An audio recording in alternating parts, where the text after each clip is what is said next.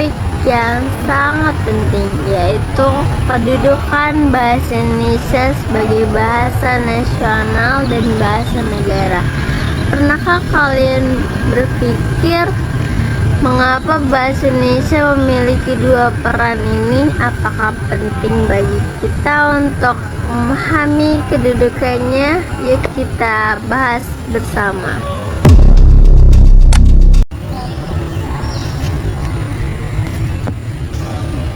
Pertama, mari kita lihat kedudukan bahasa Indonesia sebagai bahasa nasional. Bahasa Indonesia ditetapkan sebagai bahasa nasional pada Sumpah Pemuda 28 Oktober 1928. Sebagai bahasa nasional, bahasa Indonesia berperan sebagai alat pemersatu bangsa di tengah keberagaman suku, budaya, dan bahasa daerah yang ada di Indonesia. Tanpa adanya satu bahasa yang menyatukan komunikasi antar suku, bisa menjadi sulit dan berpotensi menimbulkan kesalahpahaman. Kedua, bahasa Indonesia juga memiliki kedudukan sebagai bahasa negara sebagaimana tercantum dalam pasal 36 Undang-Undang Dasar 1945.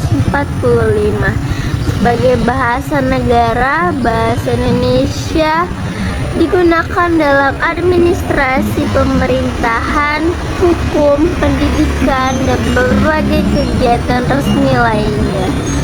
Ini menunjukkan bahwa bahasa Indonesia bukan sekedar alat komunikasi sehari-hari, tapi juga memiliki fungsi dalam sistem kenegaraan kita. Namun, apakah pemahaman tentang kedudukan ini penting? Jawabannya tentu saja iya.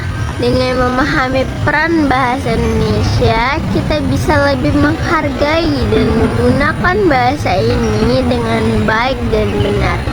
Selain itu, di era globalisasi ini, kita tetap harus menjaga identitas bangsa melalui bahasa yang menjadi ciri khas dan kebanggaan kita.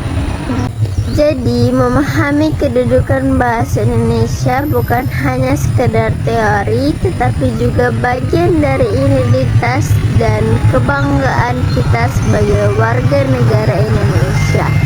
Mari kita gunakan bahasa Indonesia dengan baik, sesuai dengan kaidah yang benar, dan terus menjaga keberadaannya sebagai bahasa pemersatu bangsa.